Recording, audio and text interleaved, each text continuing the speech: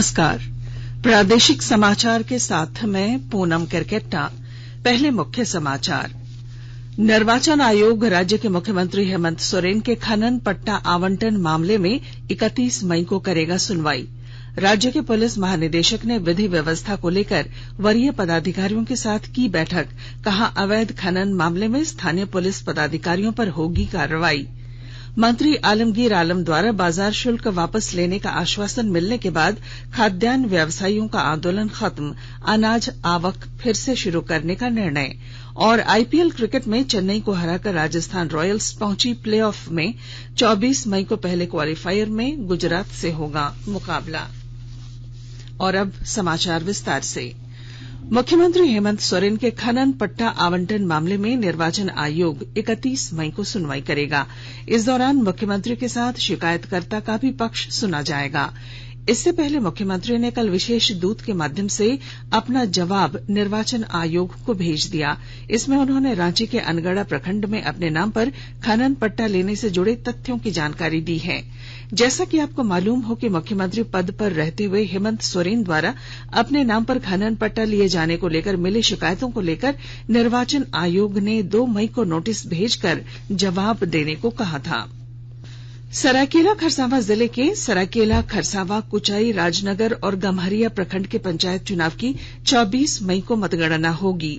इस सिलसिले में जिला निर्वाचन पदाधिकारी, सह उपायुक्त और पुलिस अधीक्षक ने मतगणना केंद्र में रिसीविंग सेंटर, स्ट्रांग रूम, मतपेटी कोषांग के अलावा बिजली, पानी, शौचालय, वाहन पार्किंग समेत अन्य व्यवस्थाओं को देखा और आवश्यक निर्देश दिए। राज्य के पुलिस महानिदेशक नीरज सिन्हा ने विधि व्यवस्था को लेकर वरीय पदाधिकारियों और जिलों के पुलिस अधीक्षकों को कई निर्देश दिए हैं।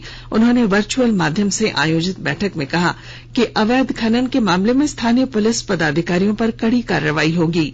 उन्होंने कोयला, बालू और जमीन के अवैध कारोबार में शामिल संगठित आपराधिक गिरोह के खिलाफ अभियान चलाने का भी निर्देश दिया।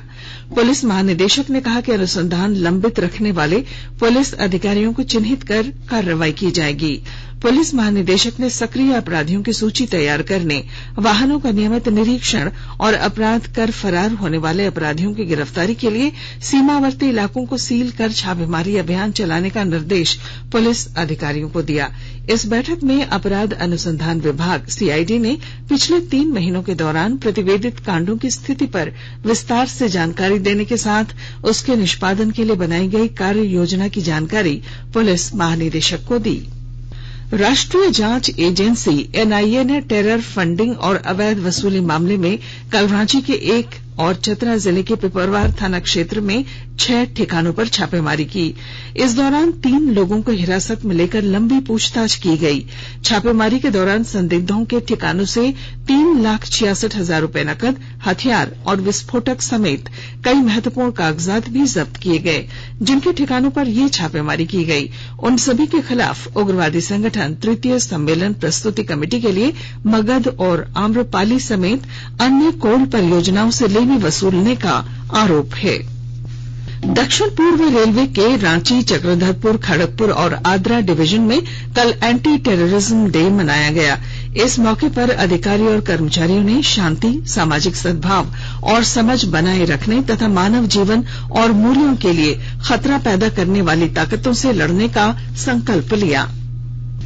प्रधानमंत्री नरेंद्र मोदी आज सवेरे 9:30 बजे डीफ ओलंपिक में भारतीय टीम की टुकड़ी के साथ बातचीत करेंगे। श्री मोदी ने अपने ट्वीट में कहा कि इस बातचीत को लेकर वे काफी उत्सुक हैं।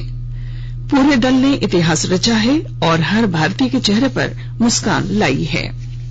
Indian medical association hospital board of India के अध्यक्ष डॉक्टर शरद अग्रवाल ने क्लिनिकल एस्टेब्लिशमेंट एक्ट 2018 में संशोधन की मांग को लेकर मुख्यमंत्री हेमंत सोरेन और स्वास्थ्य मंत्री बन्ना गुप्ता को पत्र लिखा है। उन्होंने पत्र के जरिए मुख्यमंत्री और स्वास्थ्य मंत्री को बताया कि राज्य में 50 बेड से कम वाले अस्पताल को इस एक्ट के दायरे में लाया गया है। इससे जहां इलाज महंगा होगा वहीं छोटे अस्पतालों को भी काफी नुकसान होगा। अगर इस एक्ट में संशोधन नहीं होता है तो यहां के लगभग 15,000 छोटे और मझोले स्तर के अस्पताल बंद हो जाएंगे। इसका सीधा असर छोटे शहरों और ग्रामीण क्षेत्र की स्वास्थ्य व्यवस्था पर देखने को मिलेगा। रांची जिला परिवहन कार्यालय द्वारा ड्राइविंग लाइसेंस बनाने के लिए ग्रामीण इलाकों में शिविर लगाए जाएंगे।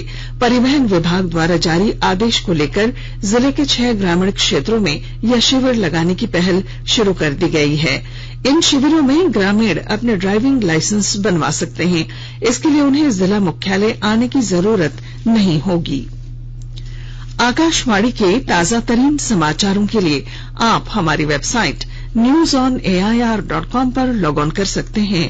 ताजा समाचार Twitter handle @AIR News Alerts और Facebook page all India radio news पर भी उपलब्ध है। आप प्रादेशिक समाचार एकांश के ट्विटर हैंडल @AIR News_Ranchi और फेसबुक, इंस्टाग्राम पेज तथा YouTube channel AIR News Ranchi पर भी हमारे बुलेटिन सुन सकते हैं। प्रादेशिक समाचार आप आकाशवाणी रांची से सुन रहे हैं और अब पेश हैं कोरोना से बचाव के कुछ संदेश। कोविड-19 से बचाव और सुरक्षित रहने के 3 उपाय। मास्क लगाएं, 2 गज दूरी है जरूरी, सुरक्षित दूरी रखें, हाथ और मुंह साफ रखें।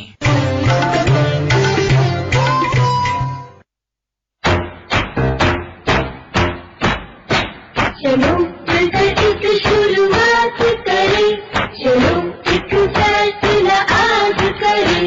मास्क नहीं तो टोकेंगे, कोरोना को रोकेंगे। चलो एक वादा करते हैं, चलो कुछ वादा करते हैं। मास्क नहीं तो टोकेंगे, कोरोना को रोकेंगे। भारत सरकार द्वारा जनहित में जारी। प्रादेशिक समाचार में आपका फिर स्वागत है। राज्य के ग्रामीण विकास और संसदीय कार्य मंत्री आलमगीर आलम द्वारा बाजार शुल्क वापस लेने का आश्वासन मिलने के बाद खाद्यान्न व्यवसायियों ने अपना आंदोलन वापस ले लिया है। उन्होंने 16 मई से बंद खाद्यान्न आवक फिर से शुरू करने का निर्णय लिया। इससे पहले झारखंड चैंबर ऑफ कॉमर्स के एक प्रतिनिधि मंडल ने मंत्री आलमगीर आलम और विधायक दीपिका पांडे से मुलाकात कर झारखंड राज्य कृषि उपज और पशुधन विपणन विधेयक 2022 वापस लेने की मांग की थी। प्रतिनिधि मंडल ने मंत्री को बताया कि इस विधेयक की वजह से जहां अनाज के दाम बढ़ेंगे, वहीं कृषि आधारित उद्योग, व्यापार और छोटे सब्जी विक्रेताओं को काफी नुकसान होगा। मंत्री ने कहा कि सरकार हमेशा व्यापारियों के साथ खड़ी है और उनका अहित नहीं होने दिया जाएगा। बोकारो स्टील प्लांट प्रबंधन ने जिले के युवाओं का कौशल विकास करने का निर्णय लिया है। और जानकारी के साथ हमारे बोकारो संवाददाता। बोकारो स्टील प्लांट प्रबंधन ने सामाजिक निगमित दायित्व के तहत जिले के बेरोजगार युवाओं को तकनीकी रूप से प्रशिक्षित करने का निर्णय लिया है। इस बाबत स्टील प्रबंधन ने डालमिया भारत फाउंडेशन के साथ एक समझौता पर हस्ताक्षर किया है। MOU के तहत बोकारो स्टील प्लांट एवं डालमिया सीमेंट के तकनीकी विशेषज्ञों द्वारा साल में कम से कम 600 बेरोजगार युवाओं के कौशल विकास का लक्ष्य निर्धारित किया गया है। बोकारो स्टील प्लांट के निदेशक प्रभारी अमरेंदु प्रकाश ने कहा है कि तकनीकी रूप से प्रशिक्षित युवा नौकरी नहीं मिलने की सूरत में अपना कारोबार कर सकेंगे। उन्होंने कहा, बोकारो स्टील प्रबंधन डालमिया सीमेंट के साथ मिलकर आगे और भी जनहित में काम करने की योजना बना रही है। मनोज कुमार, आकाशवाणी समाचार, बोकारो। सर्वोच्च न्यायालय में मुख्यमंत्री हेमंत सोरेन और उनके करीबियों को खनन पट्टा आवंटन और शेल कंपनियों में निवेश को लेकर झारखंड उच्च न्यायालय में दायर जनहित याचिका के खिलाफ राज्य सरकार द्वारा दाखिल विशेष अनुमति याचिका SLP पर अब 24 मई को सुनवाई होगी। 3 न्यायाधीशों के बेंच में कल इस मामले पर आंशिक सुनवाई हुई। इधर झारखंड उच्च न्यायालय में भी इस मामले पर अगली सुनवाई 24 मई को ही होगी। रांची नगर निगम द्वारा शहर में लगभग 1 लाख पेड़ लगाए जाएंगे। पर्यावरण संरक्षण की दिशा में ये कदम उठाया जा रहा है। वहीं शहर में प्रदूषण नियंत्रण के लिए 3 एंटी स्मॉग गन मशीन भी खरीदी गई हैं। इन मशीनों को विभिन्न चौक चौराहों पर रखा जाएगा ताकि वहां धूल और धुएं के स्तर को नियंत्रित किया जा सके। यह प्रयोग सफल होने पर 10 और एंटी स्मॉग गन मशीन विभिन्न चौक चौराहों पर स्थायी रूप से स्थापित की जाएंगी। उपभोक्ता कार्य विभाग ने पत्र लिखकर निबंधकों और राष्ट्रीय, राज्य तथा जिला उपभोक्ता आयोगों के अध्यक्षों को उपभोक्ताओं की शिकायतों का तेजी से निपटारा करने को कहा है। विभाग ने किसी भी मामले को 1 महीने से अधिक स्थगित नहीं करने और उपभोक्ता संरक्षण कानून 2019 के अंतर्गत तय समय सीमा का पालन करने को कहा। पत्र में कहा गया है कि शिकायतों के निवारण में 2 महीने से अधिक देर होने पर आयोग संबंधित पक्षों से खर्च वसूल कर सकता है। लोहरदगा जिले में किसानों को अनुदानित दर पर बीज वितरण कार्यक्रम का उपायुक्त ने कल शुभारंभ किया। इस मौके पर उन्होंने सांकेतिक रूप से कुछ किसानों को धान के बीज दिए।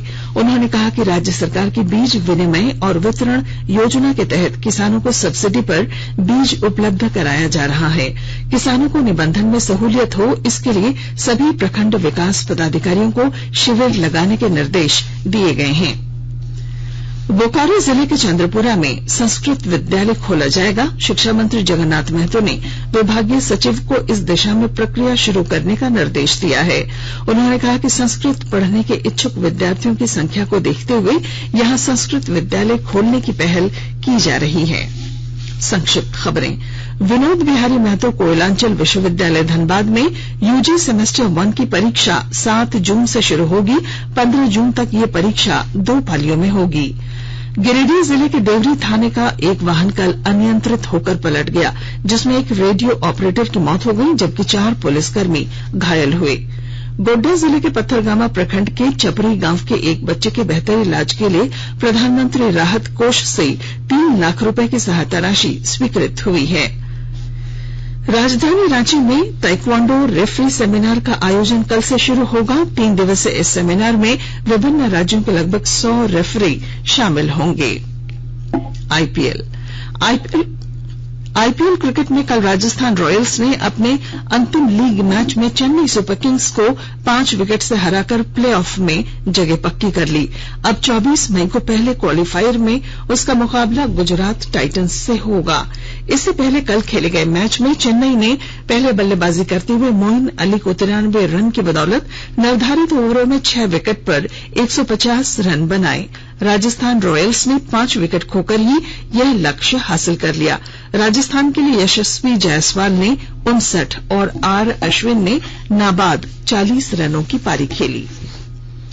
बैडमिंटन। भारत की PV Sindhu Thailand open badminton tournament के सेमीफाइनल में पहुंच गई हैं।